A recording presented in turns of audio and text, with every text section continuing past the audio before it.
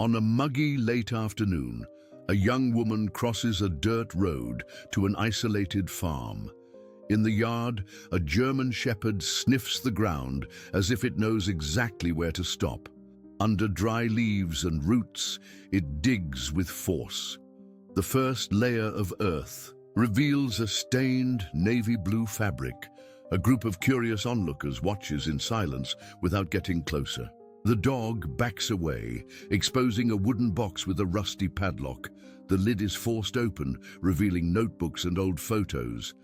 But what that second meant, no one would understand so soon. Do you love stories with animals? Then subscribe now and don't miss any. Thank you for being with us. Now, we return to our story. The small town of Millbrook, nestled between rolling cornfields and endless stretches of prairie grass, had always been the kind of place where everyone knew everyone else's business, or at least thought they did. The main street still boasted the same weathered storefronts that had stood for decades, and the only traffic light in town still clicked through its colors with mechanical precision, even when no cars were waiting. It was a Tuesday afternoon in late September when Sarah Mitchell's rental car pulled into the gravel driveway of the old Henderson property, stirring up dust that hadn't been disturbed in months. Sarah stepped out of the vehicle, her designer, jeans and city boots looking distinctly out of place against the backdrop of overgrown gardens and peeling paint. She had left Millbrook 15 years ago with nothing but a scholarship and a promise to herself that she would never look back. Now, at 32, she was a successful marketing executive in Chicago, with a corner office and a life that most people in her hometown could barely imagine. But here she was, standing in front of the rambling farmhouse that had been left to her by her great-aunt Helena, a woman she barely remembered, but who had apparently remembered her well enough to leave her this unexpected inheritance. The property stretched back from the main road, hidden behind a grove of ancient oak trees that provided natural privacy from curious neighbors. Sarah had driven past this place countless times as a child, always wondering what lay beyond the rusty gate and overgrown hedge. Great-aunt Helena had been something of a recluse, keeping to herself in the years before she passed away peacefully. In her sleep the previous spring, the family lawyer had been surprised to discover that Helena had left the property to Sarah rather than to any of the closer relatives who still lived in the area. As Sarah walked toward the house, fumbling with the set of old-fashioned keys the lawyer had given her, she couldn't shake the feeling that she was being watched. The sensation made her glance around nervously, but she saw only the rustling leaves and the distant outline of neighboring farmhouses. What she did notice, however, was the large German shepherd that had appeared from somewhere behind the house, watching her with intelligent brown eyes and a tilted head that suggested both curiosity and caution. The dog was beautiful, with a thick coat of black and tan fur that gleamed in the afternoon sunlight. He approached slowly, not aggressively, but with the confident gait of an animal that clearly belonged on this property.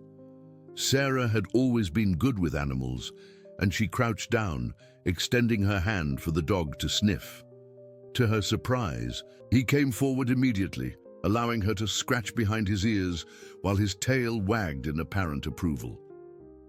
"Well, hello there, handsome," she murmured, checking his collar for a name tag. The brass plate read Duke in simple block letters, and underneath was a phone number she recognized as local. "Duke, huh? I guess you're part of the package deal." She straightened up and continued toward the house, with Duke falling into step beside her as if he had been waiting for her arrival all along. The front porch creaked under her weight, and the screen door protested with a long squeal when she pulled it open.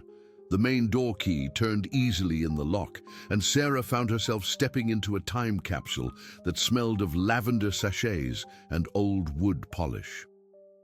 The interior of the house was neat and clean, despite having been empty for months. Someone had clearly been maintaining the property, dusting the furniture, and keeping the plants watered. Sarah made a mental note to ask the lawyer about caretaking arrangements as she wandered through rooms filled with antique furniture and family photographs she didn't recognize. The house felt welcoming despite its emptiness, as if it had been waiting patiently for new life to fill its rooms. It wasn't until she made her way to the kitchen and looked out the back window that she noticed Duke behaving strangely. The dog had wandered into the backyard and was now focused intently on a particular spot near the far corner of the property, where a cluster of old fruit trees created a natural border with the neighboring farm. His nose was pressed to the ground and he was moving in tight circles, clearly following a scent that had captured his complete attention. Sarah grabbed a bottle of water from her purse and stepped out onto the back porch to get a better look. The yard was larger than it had appeared from the front, stretching back a good 100 yards before meeting a line of wooden fence posts that marked the property boundary. Duke was near an area where several large apple trees cast deep shadows, their branches heavy with fruit that had been left to ripen and fall naturally. As she watched, Duke began to dig with sudden determination, his powerful legs sending dirt and fallen leaves flying in all directions. Sarah called out to him, but he seemed completely absorbed in his task, digging deeper and deeper into the soft earth beneath the trees. Something about his behavior struck her as unusual, more purposeful than the random digging she might expect from a bored farm dog.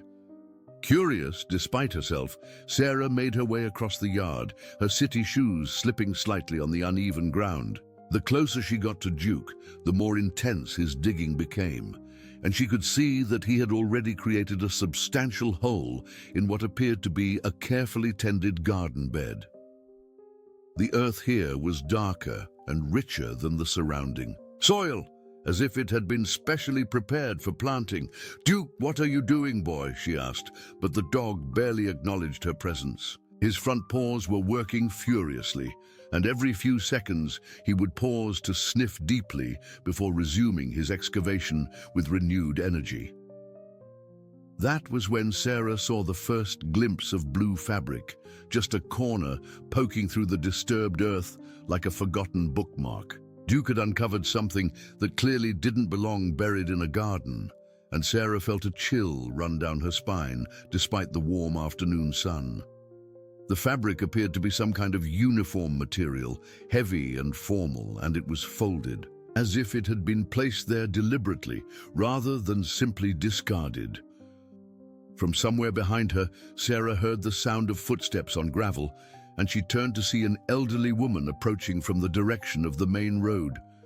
The woman was small and bird-like, with silver hair pulled back in a neat bun, and keen blue eyes that seemed to take in everything at once. She moved with the careful but determined gait of someone who had spent a lifetime walking these country roads and wasn't about to let age slow her down now. "You must be Helena's great niece," the woman called out as she drew closer. "I'm Margaret Thompson. I live just down the road, and I've been keeping an eye on the place since Helena passed. That's quite a dog you've got there. He belongs to the Hendersons originally, but Helena took him in when they moved to Florida a couple years back." Sarah straightened up, brushing dirt from her hands, but Duke continued his digging with single-minded focus. "Nice to meet you, Mrs. Thompson. I'm Sarah Mitchell. Duke seems to have found something interesting here." Margaret's expression shifted as she noticed the disturbed earth and the corner of blue fabric that was now clearly visible. Her face went pale, and she took a step closer, her eyes fixed on the spot where Duke was still digging. "Oh my," she whispered, her voice carrying a note of recognition that made Sarah's pulse quicken. "Oh my goodness." The afternoon suddenly felt much quieter, as if the very air was holding its breath, waiting to see what else Duke might uncover in the shadow of the apple trees. Margaret Thompson's reaction to the blue fabric was immediate and unmistakable. Her weathered hands flew to her chest, and she took several rapid, shallow breaths, as if she had just witnessed something impossible. Sarah noticed the older woman's distress and moved closer, placing a gentle hand on her arm. "Mrs. Thompson, are you all right? Do you know what this might be?"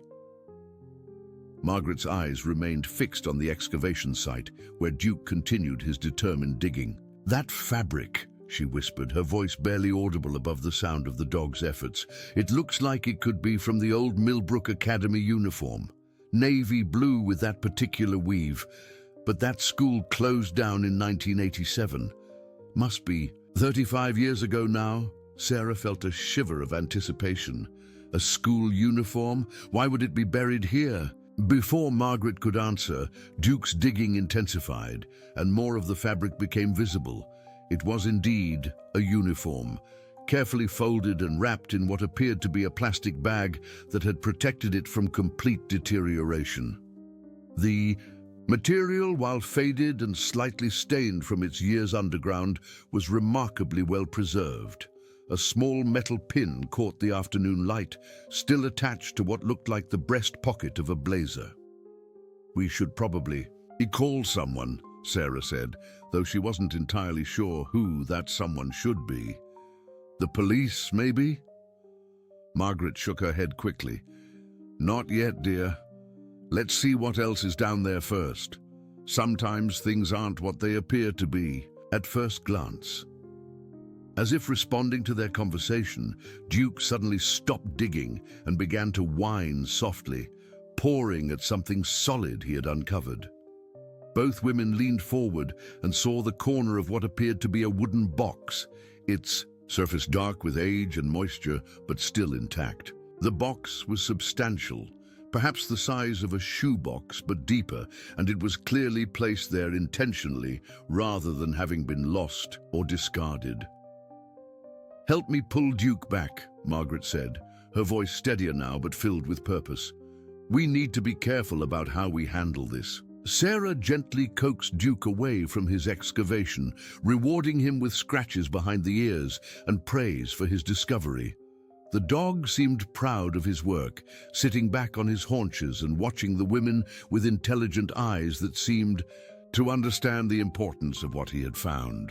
Working together, Sarah and Margaret carefully cleared away the remaining soil from around the wooden box. It was heavier than Sarah had expected, and when they lifted it from its earthen resting place, she could feel something shifting inside. The box was secured with an old-fashioned brass padlock that was green with verdigris, but still intact. "Should we open it here?" Sarah asked, glancing around the yard, as if expecting neighbors to appear from behind every tree. Margaret looked thoughtful for a moment, then shook her head. "Let's take it inside. Whatever's in there has been hidden for a long time. We should respect that privacy, at least until we understand what we're dealing with." They carried the box between them to the house, with Duke trailing behind, as if he were part of an official procession. Once inside, Sarah set the box on the kitchen table while Margaret filled the kettle and began preparing tea with the automatic motions of someone who had been making tea in country kitchens for decades. "Helena never mentioned anything about this to you?" Margaret asked as she busied herself with cups and saucers. "I barely knew my great-aunt," Sarah admitted. "My family moved away when I was young, and we only saw her at a few funerals and weddings over the years. She was always quiet at family gatherings, kept to herself mostly." Margaret nodded, as if this confirmed something she already suspected. Helena was a private person, but she was also very observant. She saw things others missed and remembered, details that most people forgot. She paused in her tea preparation and looked directly at Sarah. She also had a strong sense of justice. If she buried something, she had a good reason. The padlock proved to be more fragile than it appeared. With careful pressure from a butter knife, the metal gave way with a soft click that seemed to echo in the quiet kitchen. Sarah lifted the lid slowly, revealing contents that were both mysterious and strangely familiar. The top layer consisted of several composition notebooks, the kind students used in school, their covers decorated with colorful wrapping paper that had faded over the years. Beneath the notebooks were photograph albums, their pages filled with Polaroid pictures that showed people Sarah didn't recognize in settings that were unmistakably Millbrook from decades past. Margaret gasped audibly when Sarah lifted out the first photograph album. "That's the old Miller farm," she said, pointing to a picture of a farmhouse that looked much different than it did today. "And that's the Henderson place, your great-aunt's property. But look how young everything looks." The photographs showed a vibrant community that Sarah could barely recognize as the quiet town she remembered from her childhood. There were pictures of church picnics, school events, harvest festivals, and informal gatherings that captured a time when Millbrook was clearly more active and populated than it was today. But it was the notebooks that held the real mysteries. Opening the first one, Sarah found pages of careful handwriting in blue ink, documenting what appeared to be observations and conversations from around town. The entries were dated, starting in 1985 and continuing through 1987, and they read, like a detailed journal of small-town life. "Listen to this," Sarah said, reading from one of the entries. March 15th, 1986. Saw Robert Harrison's car parked behind the old grain elevator again after midnight, same as last Tuesday and the Thursday before. Dorothy Walsh's lights were on in the apartment above the post office, even though she told everyone she was visiting her sister in Des Moines. Margaret set down her teacup with a sharp clink.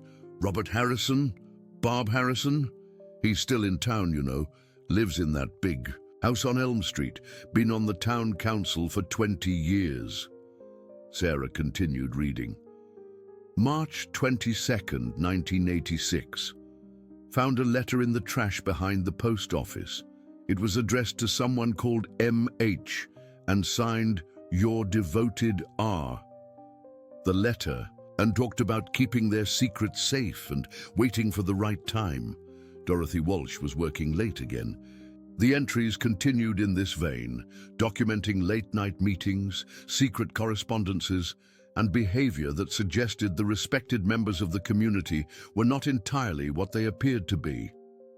What struck Sarah most was the careful, methodical way the observations were recorded, as if someone was building a case or preserving evidence. "Your great-aunt was documenting all of this?" Margaret asked, though her tone suggested she already knew the answer. "It looks that way, but why?" Sarah turned several pages, finding more entries that described unusual activities, unexplained absences, and contradictions between what people said and what they actually did. And why bury it? At the bottom of the box, wrapped carefully in an oilcloth, was a birth certificate that was partially torn and water-stained but still legible. The name on the certificate was one that neither woman recognized, but the date and location were clearly Millbrook, and the attending physician was listed as Dr. James Harrison, a name that made Margaret draw in a sharp breath. Dr. Harrison was Bob Harrison's father, she said quietly. He was the only doctor in town for nearly 40 years, delivered most of the babies, including Bob himself. Sarah studied the birth certificate more carefully. The tear seemed deliberate, removing crucial information about the parents, but leaving enough details to establish that a child had been born in Millbrook in 1986, a child whose existence didn't match any of the official records or family histories that people in town would remember. As the afternoon light began to fade outside the kitchen windows, Sarah found herself looking at Margaret with new curiosity. "Mrs. Thompson, you seem to know a lot about these people and events. Were you here during this time period?" Margaret's face was thoughtful as she gazed out the window toward the spot where Duke had made his discovery. "I've lived in Millbrook my entire life, dear. I was here when the academy closed, when the Harrison family was at the height of their influence, and when certain people left town unexpectedly." She paused, choosing her words carefully. "I was also here when your great-aunt Helena started asking questions that some people didn't want answered." So the implications of Margaret's words hung in the air between them like a challenge. Sarah realized that she had stumbled into something much larger and more complex than a simple inheritance.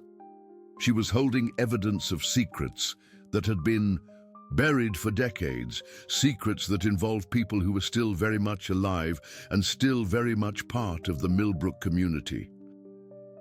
Outside, Duke began barking softly, as if alerting them to someone's approach. Through the kitchen window, Sarah could see a figure walking up the gravel driveway, moving with the confident stride of someone who belonged in this place and expected to be welcomed.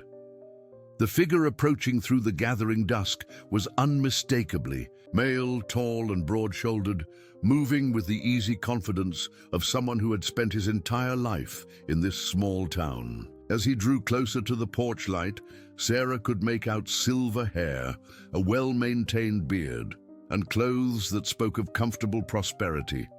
Pressed khakis, a polo shirt, and leather loafers that had seen better days, but were still well cared for.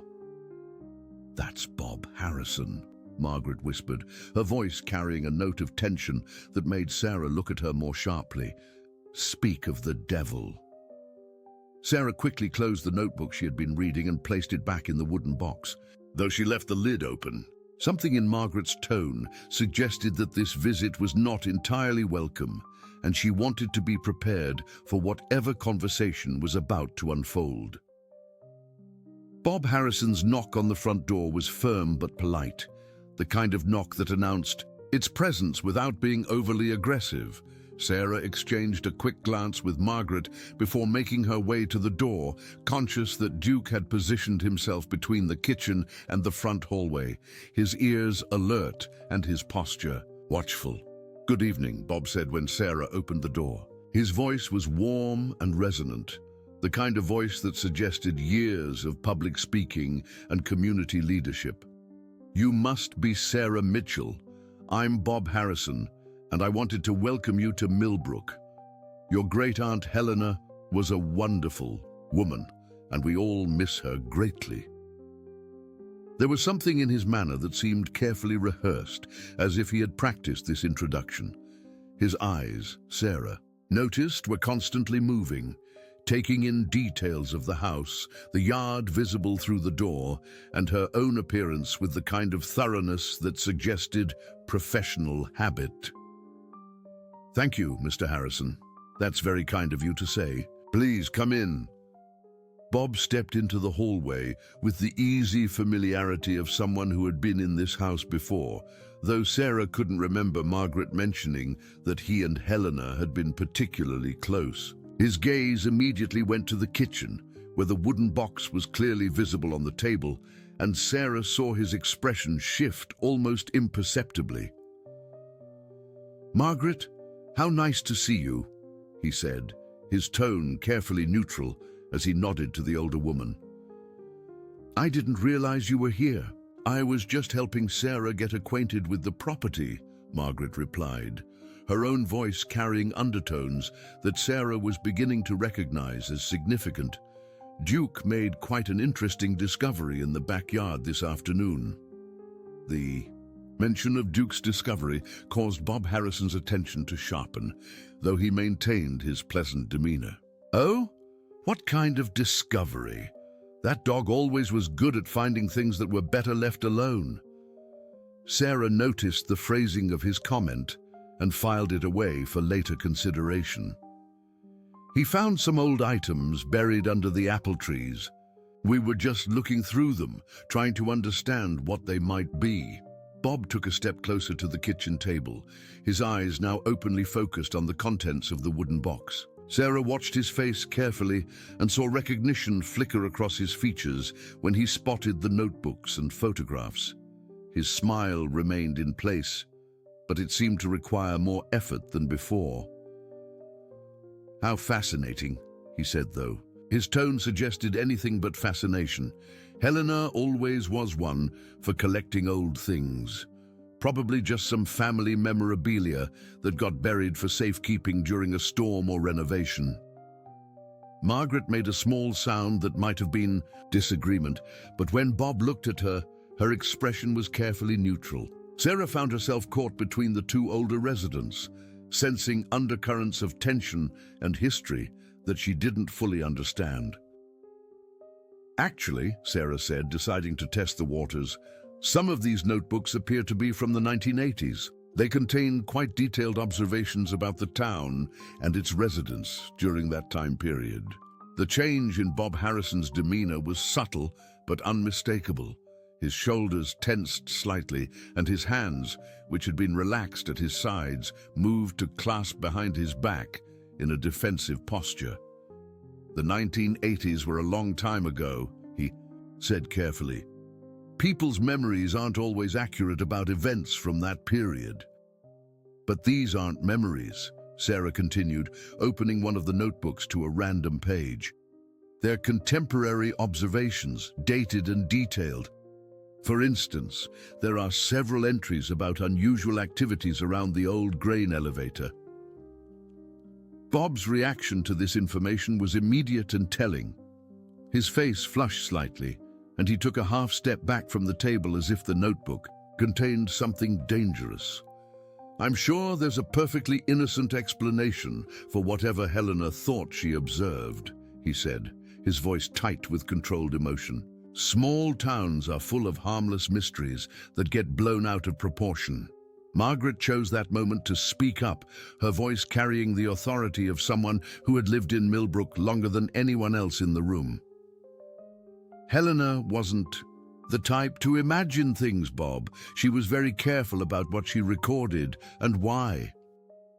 The use of his first name, spoken with a slight edge, seemed to remind Bob Harrison that he was outnumbered in this conversation. He forced his smile to return, but it no longer reached his eyes.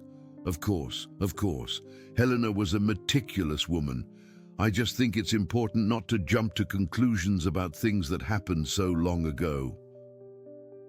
Sarah found herself studying Bob Harrison with new interest. His presence in the house coming so soon after their discovery seemed too convenient to be coincidental. "Mr. Harrison, how did you know I was here?" "I only arrived this afternoon." Millbrook is a small town. Sarah, word travels fast when someone new arrives, especially when it's someone with family connections to the community. His answer was smooth, but Sarah noticed that he hadn't actually explained how he had learned of her arrival so quickly. Duke, who had been quietly observing the conversation from his position in the hallway, suddenly stood up and moved to the back door, whining softly. Through the kitchen window, Sarah could see another figure approaching across the backyard, this one smaller and moving more cautiously than Bob Harrison had. "Looks like we have another visitor," Margaret observed, moving to look out the window. "That's Dorothy Walsh. She must have seen the lights on and decided to investigate." Bob Harrison's face went pale at the mention of Dorothy Walsh's name, and Sarah remembered the references to Dorothy in Helena's notebooks. The postal worker who had supposedly been visiting her sister during times when her lights were on above the post office. The same person who seemed to be connected to the mysterious letters that Helena had found. Dorothy Walsh's approach was hesitant, as if she were unsure whether she should be there at all. She was a thin woman with graying brown hair pulled back in a practical ponytail, wearing jeans and a cardigan that had seen better days. When she reached the back door, her knock was tentative, almost apologetic. "Come in, Dorothy," Margaret called out, her voice carrying a warmth that hadn't been present when she was speaking to Bob Harrison. Dorothy entered through the back. A door, her eyes immediately going to the wooden box on the table and then to Bob Harrison's face. The look that passed between them was brief but loaded with meaning, and Sarah realized that she was witnessing the reunion of people who shared significant history. "I heard there was some excitement over here," Dorothy said quietly, her voice carrying a slight tremor. "Mrs. Henderson from down the road mentioned that someone was digging in Helena's backyard." "Duke found some old items that Helena had buried," Sarah explained, watching Dorothy's reaction carefully. "We're trying to understand what they are and why she might have hidden them." Dorothy's eyes went to the notebooks, and Sarah saw recognition there, followed immediately by what looked like fear. "Helena always was one for keeping records," she said, her voice barely above a whisper. Bob Harrison cleared his throat, drawing attention back to himself. "Dorothy, I was just explaining to Sarah that sometimes old records can be misleading. The past is better left in the past, don't you think?" The question seemed directed more at Dorothy than at anyone else in the room, and Sarah watched as the postal worker's face went through a series of emotions: fear, guilt, and something that might have been relief. "That depends on what kind of past we're talking about," Dorothy said finally, her voice growing stronger. "Some things are too important to stay buried forever." The tension in the room was now palpable, with Bob Harrison on one side and Dorothy Walsh on the other, while Sarah and Margaret occupied the middle ground. Sarah realized that she was witnessing the opening moves of a confrontation that had been building for decades. Outside, Duke had returned to the spot where he had made his original discovery and was sniffing around the area with renewed interest. Through the window, Sarah could see him begin to dig again, his powerful legs working to uncover whatever else might be hidden in the rich soil beneath the apple trees. The sound of Duke's renewed digging created an undercurrent of urgency in the kitchen, where four people stood in an increasingly uncomfortable silence. Sarah watched Bob Harrison's face as the scraping sounds continued outside, noting how his jaw tightened with each pawful of earth that Duke displaced. "Perhaps I should call Duke back inside," Sarah offered, moving toward the back door. "No," Dorothy Walsh said quickly, surprising everyone with the firmness in her voice. "Let him dig. If there's more to find, it should be found." Bob Harrison turned sharply to face Dorothy, his carefully maintained composure beginning to crack. "Dorothy, think about what you're saying. Some things are better left undisturbed." "Better for whom, Bob?" Dorothy's voice carried decades of suppressed emotion. "Better for you, certainly. But what about everyone else who's been living with these secrets?" Margaret Thompson positioned herself between the two, her small frame carrying the authority of someone who had witnessed the entire history they were discussing. "I think," she said carefully, "that it's time for some honest conversation about what happened in 1987.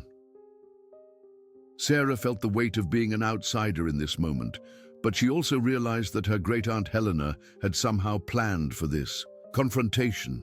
The careful documentation, the deliberate burial of evidence, the choice to leave the property to someone from outside the immediate community, it all suggested that Helena had anticipated this day.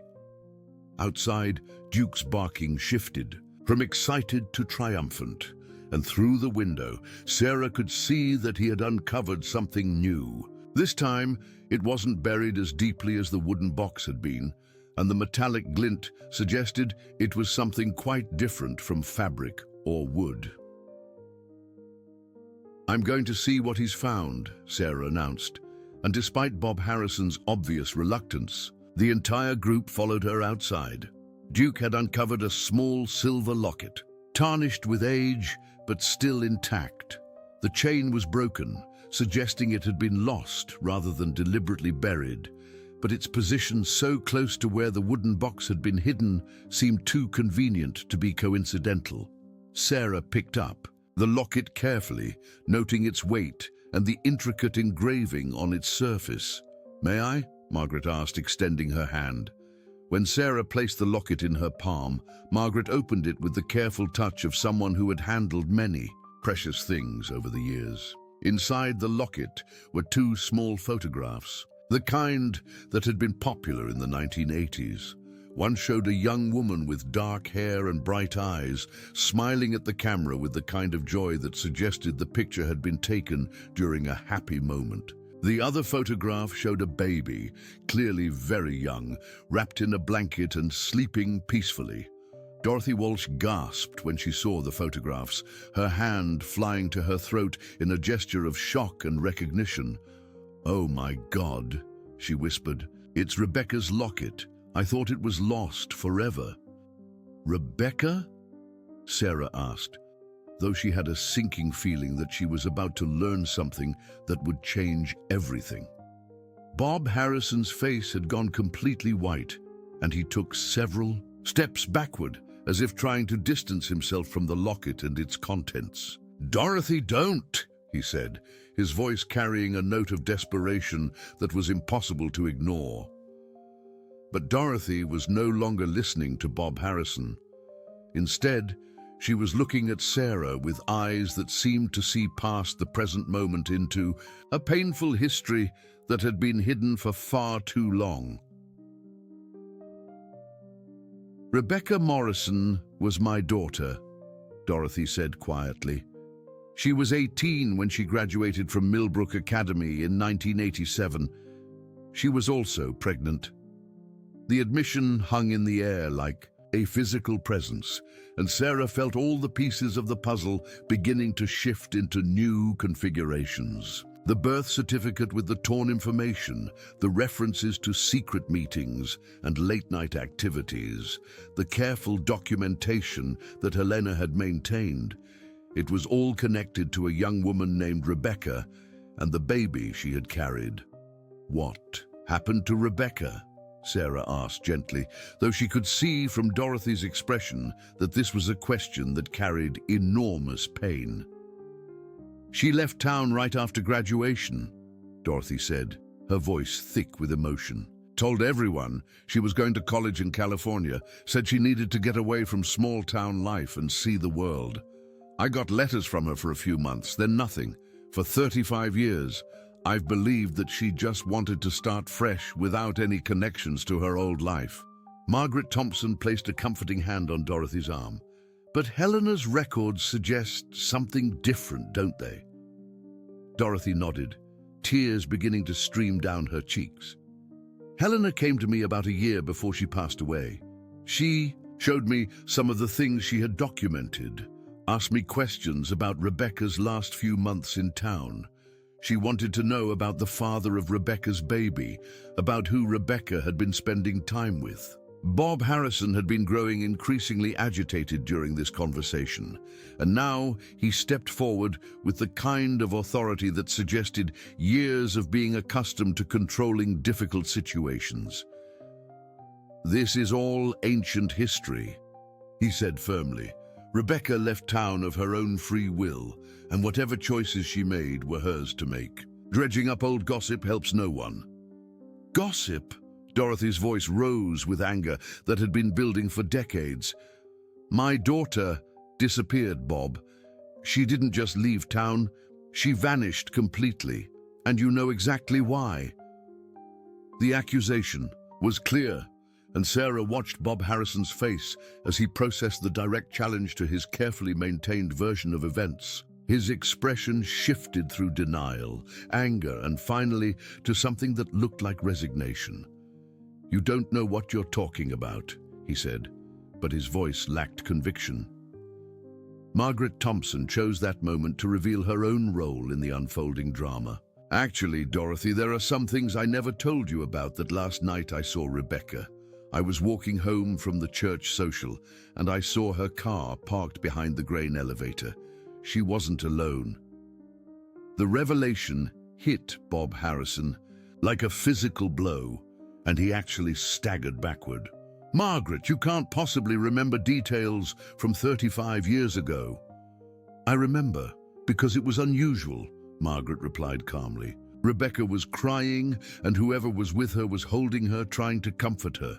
When I got closer, I could hear voices arguing about what to do and keeping everyone safe. The other person was you, Bob." Sarah felt the truth settling over the group like a heavy blanket, the careful documentation in Helena's notebooks, the birth certificate with deliberately removed information, the locket with pictures of Rebecca and her baby. It was all evidence of a story that had been systematically covered up. "The baby in the locket," Sarah said, her voice cutting through the charged atmosphere. "That's your grandchild, Dorothy, and Bob Harrison is the father." Dorothy's sob was audible, confirming what everyone had already begun to understand. Bob Harrison stood in the gathering darkness, his shoulders sagging under the weight of secrets that had been carried for more than 3 decades. "Where is Rebecca now?" Sarah asked, though she could see from the faces around her that this question might not have an answer that anyone wanted to hear. Bob Harrison looked up at the group, his face showing every one of his 70-plus years. "I don't know," he said quietly. "I swear to you I don't know. After that night, she just disappeared." Duke, who had been quietly exploring the area around the locket's discovery site, suddenly began digging again with renewed purpose. This time, he was working in a spot about 10 feet from where the wooden box had been buried, and his behavior suggested that whatever he was finding was different from the previous discoveries. "Duke's found something else," Sarah observed, and the group moved toward the dog's latest excavation site with a mixture of anticipation and dread. What Duke uncovered this time was neither fabric nor metal, but paper. A collection of letters tied together with a ribbon that had somehow survived its burial. The letters were in better condition than the other items, suggesting they had been more recently buried or better protected from the elements. Sarah carefully untied the ribbon and opened the first letter. The handwriting was feminine and careful, and the return address showed a post office box in Cedar Rapids, Iowa, not California, as Dorothy had believed. "They're from Rebecca," Sarah announced, her voice carrying a mixture of excitement and sorrow.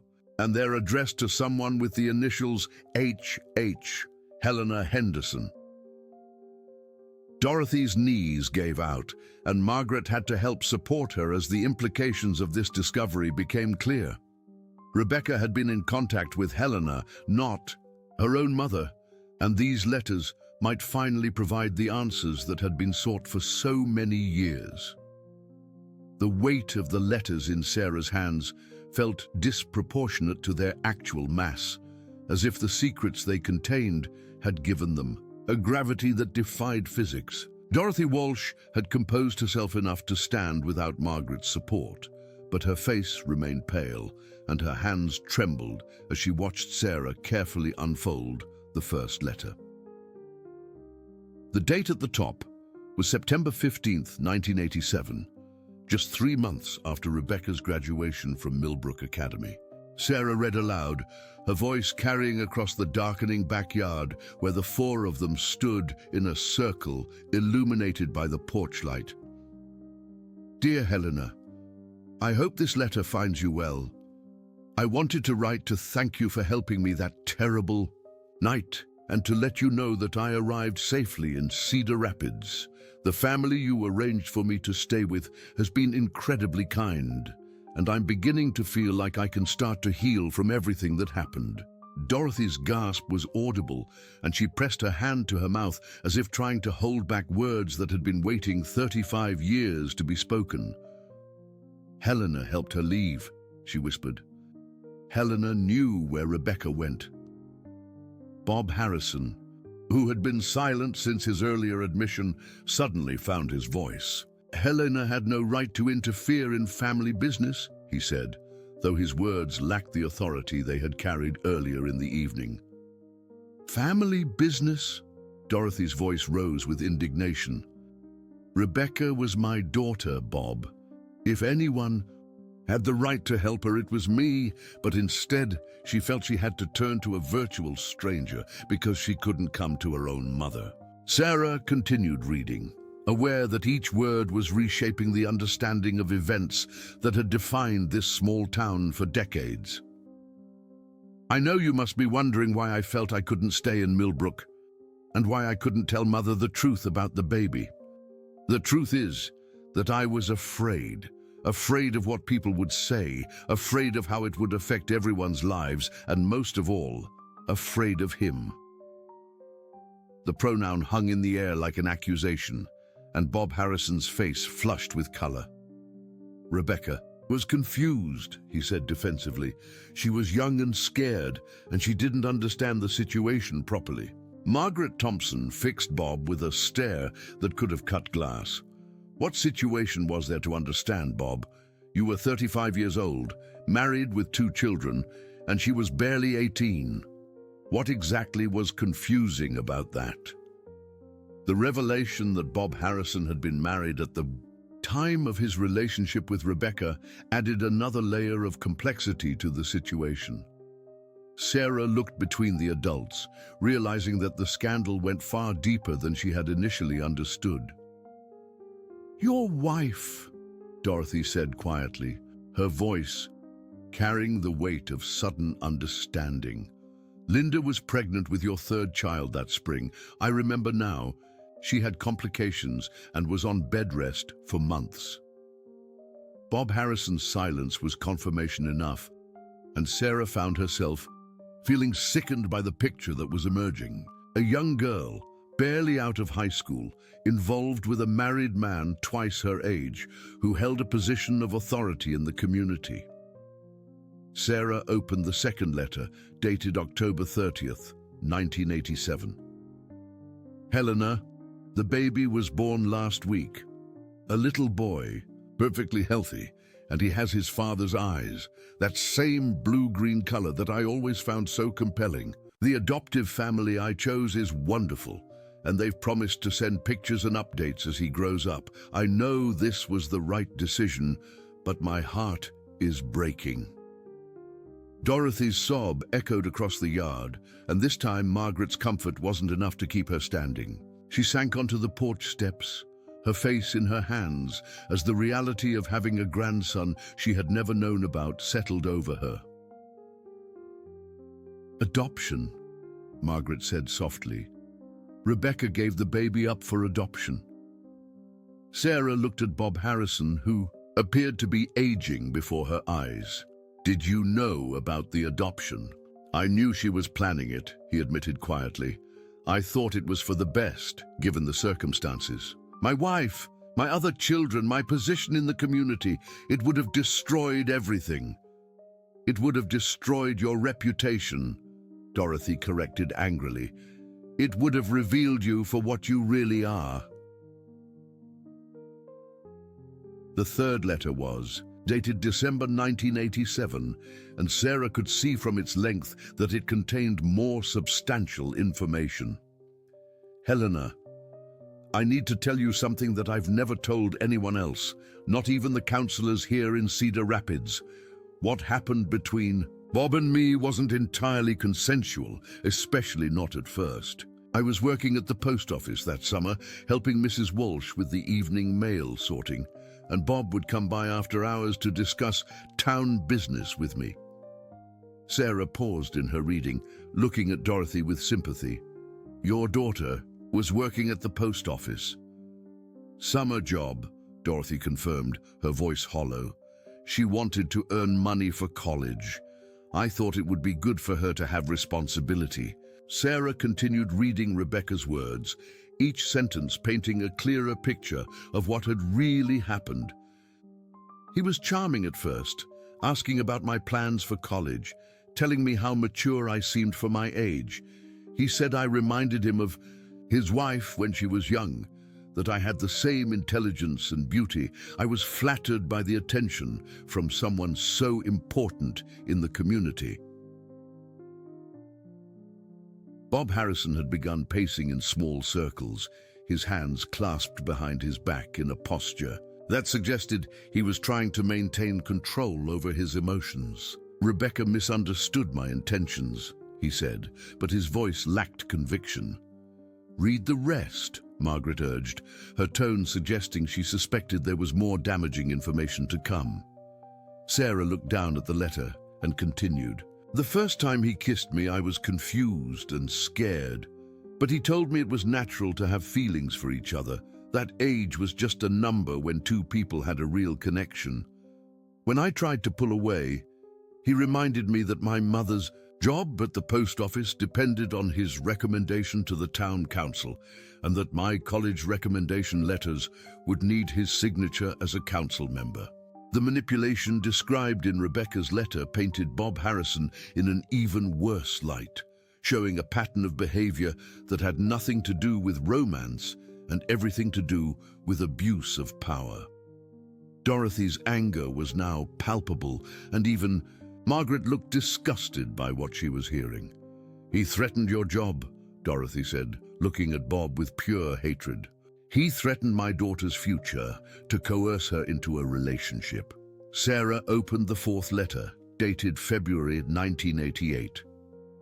"Helena, I've been thinking about coming home for a visit, but I'm afraid of seeing him.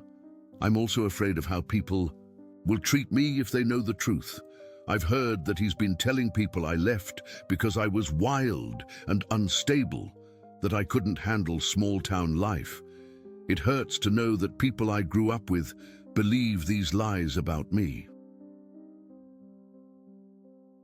Margaret shook her head sadly. "That's exactly what he told people. Said Rebecca was rebellious and had gotten involved with drugs, that Dorothy was better off without her influence." "You spread lies about my daughter," Dorothy said, her voice carrying decades of pain and anger.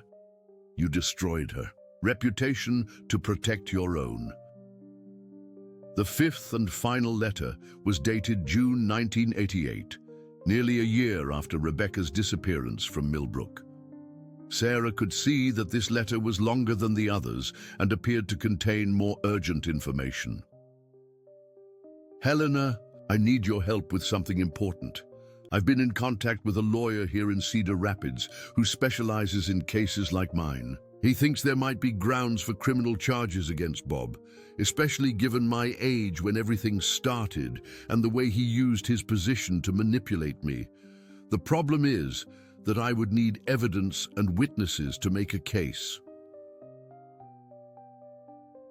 Sarah looked up from the letter to gauge the reactions of her listeners. Bob Harrison had stopped pacing and was standing perfectly still, as if he were frozen by the implications of what Rebecca had been considering.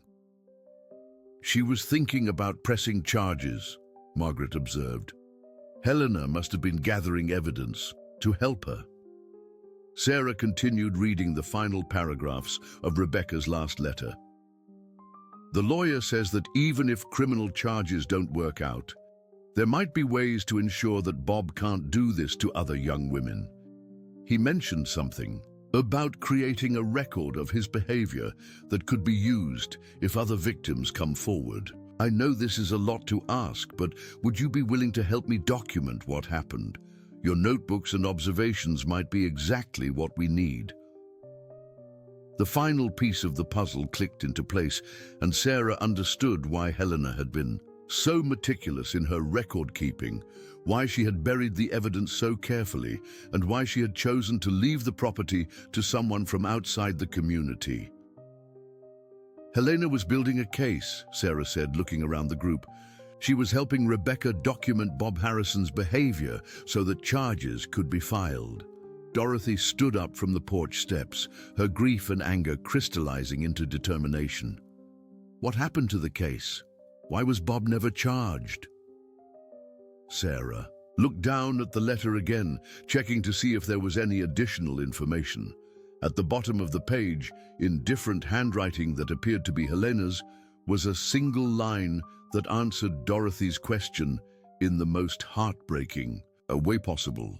"Rebecca died in a car accident in Iowa on July 15, 1988. Case closed." The silence that followed this revelation was absolute, broken only by the sound of Dorothy's quiet weeping and Duke's soft whining as he sensed the emotional turmoil of the humans around him.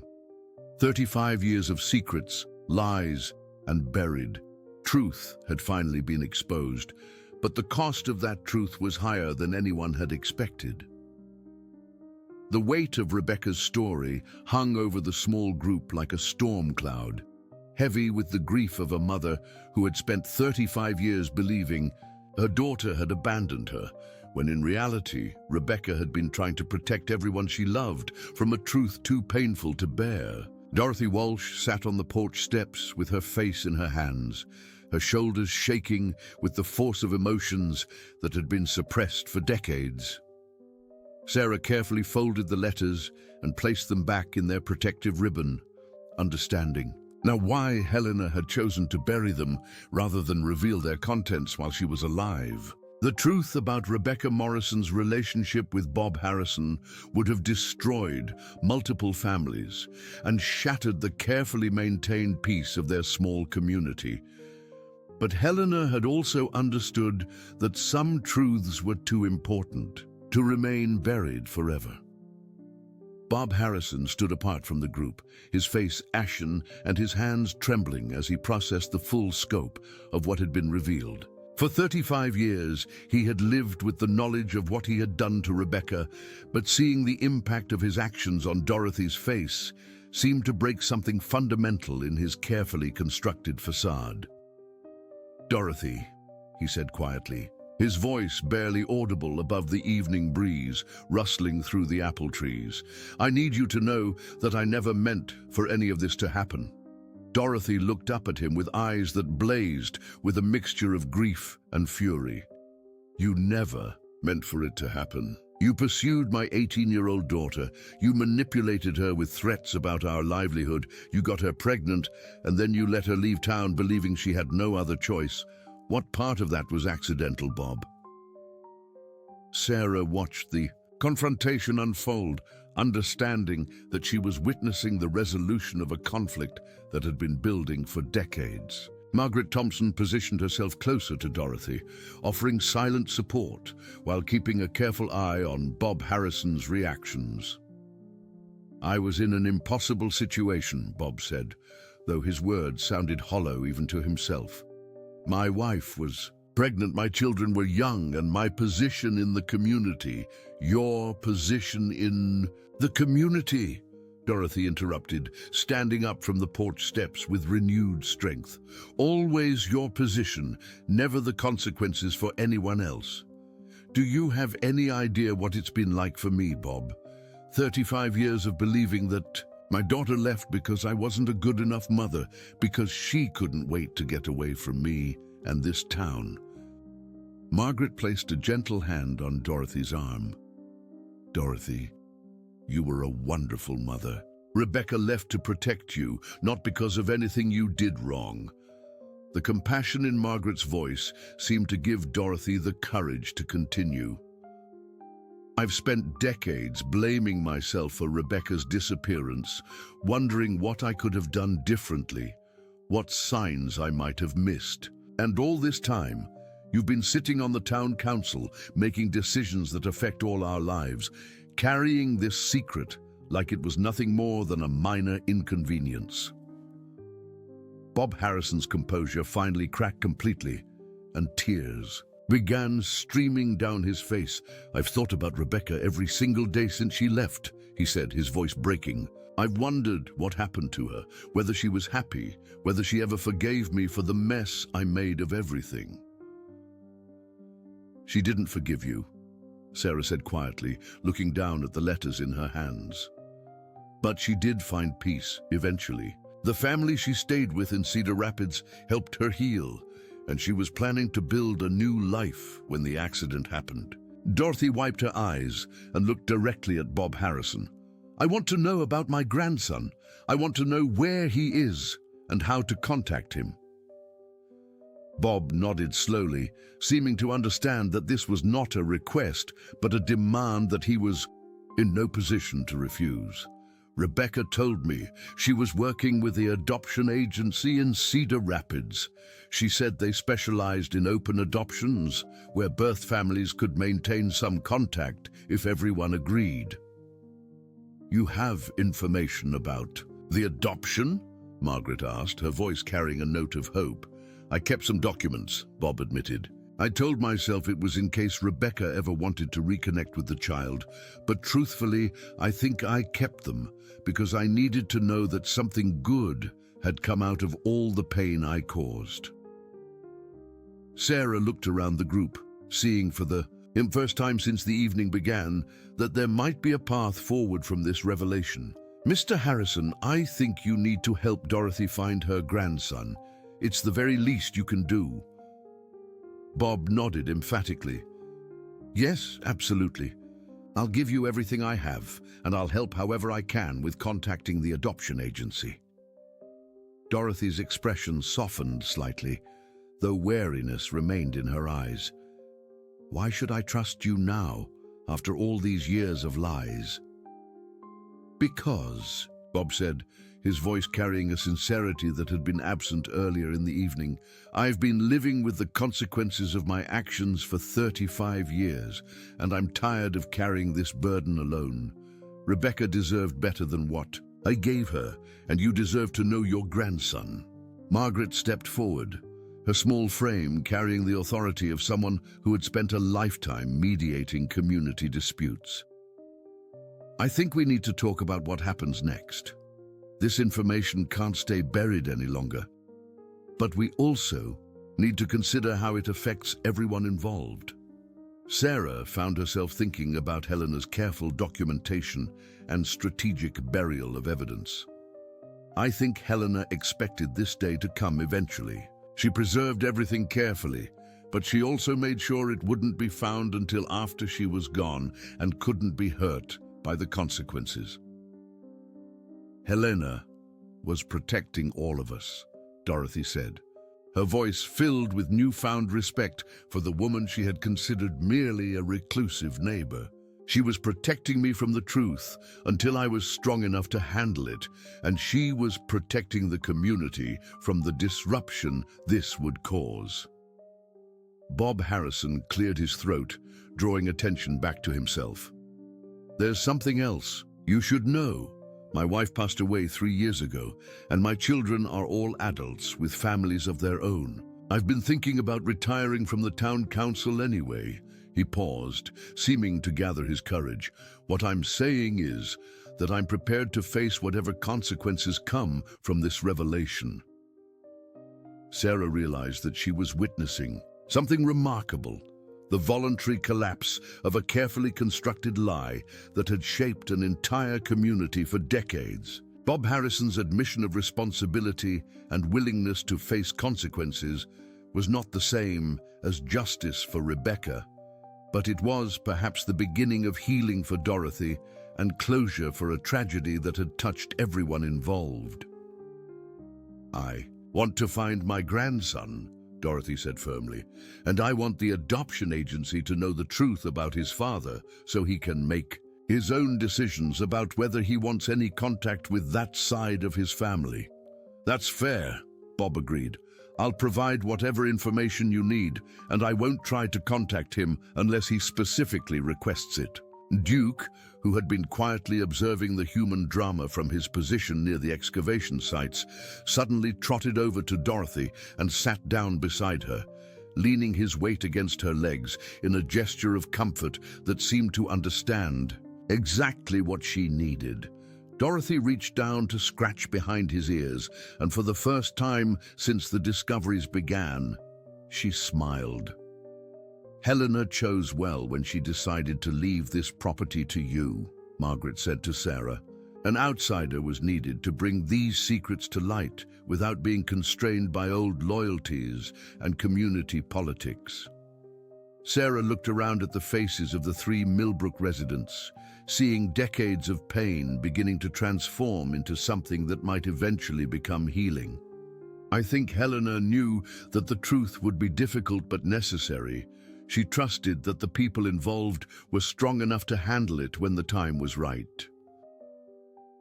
As the evening settled into full darkness around them, the 4 people stood in the glow of the porch light, each processing the magnitude of what had been revealed and what would need to happen next. The buried secrets of Millbrook had finally been unearthed, not to destroy the community, but to give it the chance to build something honest and healthy from the ashes of old lies. Dorothy Walsh would begin her search for the grandson she had never known existed, armed with information that Bob Harrison had promised to provide. Bob Harrison would face the consequences of actions he had taken as a young man, finally accepting responsibility for the pain he had caused. Margaret Thompson would continue to be the keeper of community memory, but now with all the pieces of the puzzle finally in their proper places. And Sarah Mitchell, the reluctant inheritor of Helena Henderson's final gift to her hometown, would decide whether to sell the property and return to her life in Chicago, or to stay and help Millbrook heal from the wounds that had been hidden for far too long.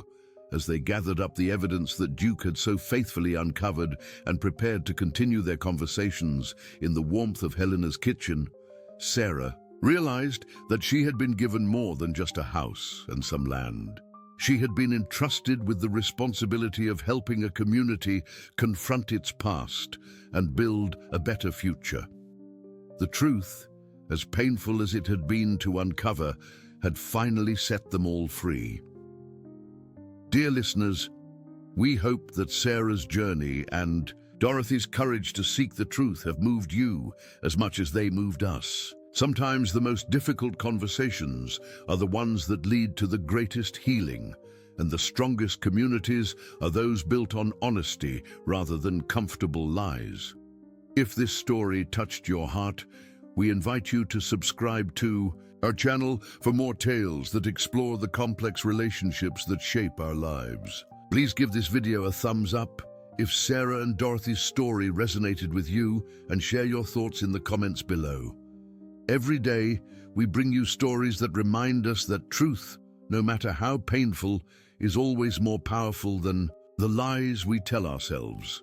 Don't miss our upcoming episodes, where we continue to explore the courage it takes to face our past and build a better future. We'll be waiting for you in the comments section.